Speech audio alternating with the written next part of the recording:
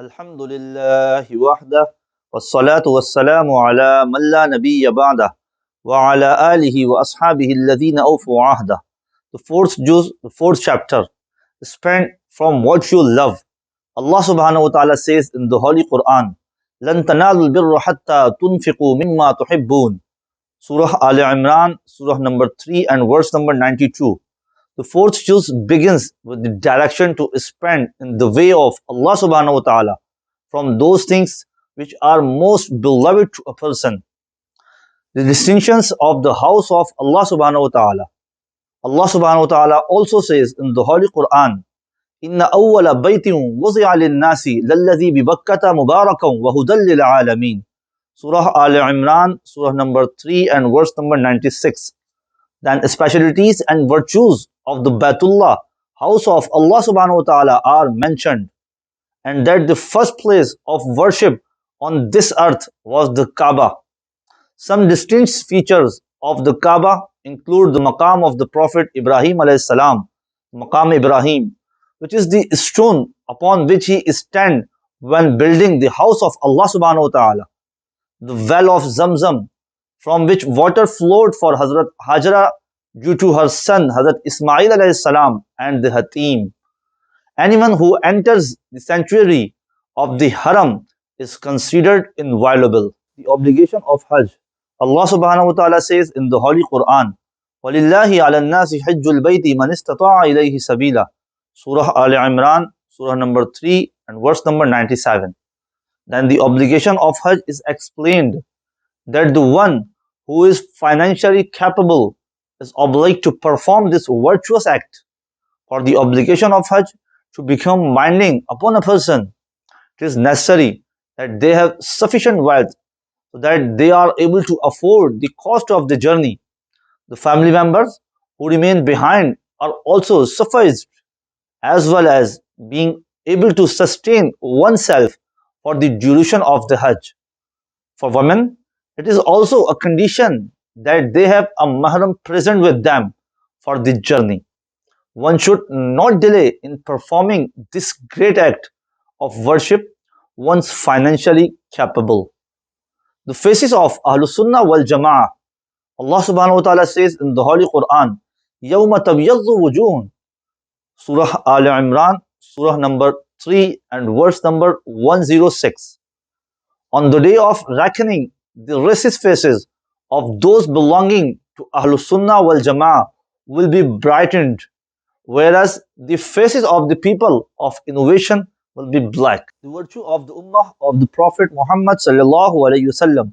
Allah subhanahu wa ta'ala says in the Holy Quran, كنتم خير أمة أخرجت للناس تأمرون بالمعروف وتنهون عن المنكر وتؤمنون بالله.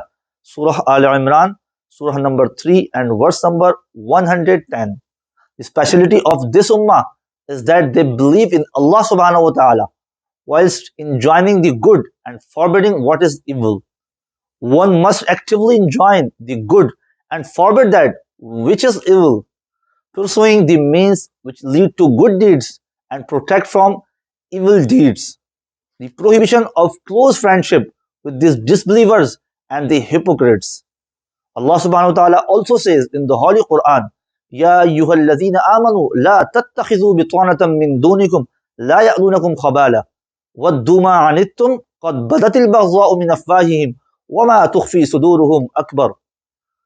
Surah Al Imran, Surah number 3 and verse number 118. The prohibition of close friendship with the disbelievers and the hypocrites is then mentioned, and the reason is that they seek to cause you harm. The hatred and jealousy hidden in their hearts is more severe than that which they profess with their tongues. They wish distress and harm upon the Muslims. It is, however, permissible to be cordial and polite with them and to interact with them if there is a need. Expeditions. Allah subhanahu wa ta'ala says in the Holy Quran, وَلَقَدْ نَصَرَكُمُ اللَّهُ بِبَدْرٍ وَأَنْتُمْ أَذِلَّةٌ. The expeditions of the Muslims are then mentioned, such as Badr, Uhud, Hamra ul Asad, etc. The expedition of Uhud is mentioned in some detail, with 55 verses speaking of this single battle. The very first battle of Islam in which truth and falsehood was made apparent is the Battle of Badr, in which the polytheists of Makkah were defeated. They then made great preparations in order to exact revenge upon the Muslims for the humiliating defeat they were dealt, and they launched an attack upon Medina in the year of 3rd Hijri.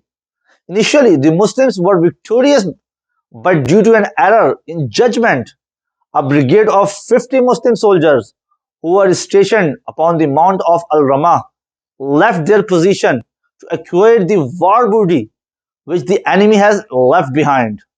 The victory turned into defeat, and 70 of the noble companions were martyred.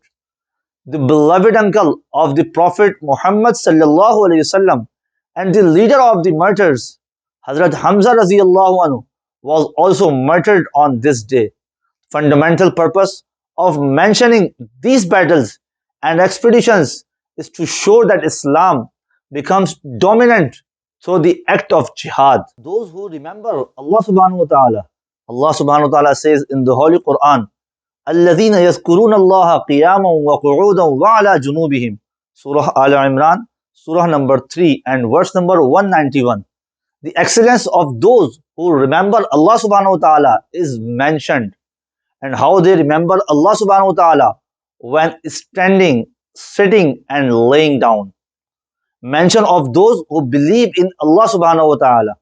At the end of Surah Al Imran, the believers are commanded. Allah subhanahu wa ta'ala says in the Holy Quran, Ya ayyuhalladhina amanu sabiru wa sabiru wa rabitu wattaqullaha la'allakum tuflihun. Surah Al Imran, Surah number 3 and verse number 200. That have patience, meaning do not become disheartened due to difficulties befalling you, but rather face them with bravery and be steadfast, and guard the borders of the Islamic lands, and fear Allah subhanahu wa ta'ala. May Allah subhanahu wa ta'ala grant us all the ability to follow the commands of the Sharia and to act as protectors for the preservation of the Sharia. Surah An-Nisa, Surah number 4. Reason for the name. The word Nisa means women, and due to this surah dealing extensively with rulings and issues relating to women, the surah was named the Surah of Women. The greatness of women in the sight of Islam. An astounding feature of the Holy Quran is that I am the entirety of its 114 surah. There is not a single surah called the Surah of Men, yet here we have the Surah of Women. Look at the honor with which women have been destroyed. To then spread or be affected by the propaganda that women have no status in Islam and that they do not have any rights is a gross injustice. Islam has outlined the rights of women the most and has granted them an unprecedented level of respect and honor. But it is our weakness that we do not practice upon the teachings of Islam. Many rulings have been discussed in this surah, protecting the wealth of the orphans. Allah subhanahu wa ta'ala says in the Holy Quran, وَآتُوا الْيَتَامَى أَمْوَالَهُمْ وَلَا تَتَبَدَّلُوا الْخَبِيثَ بِالطَّيِّبِ. The wealth of the orphans should be given to them.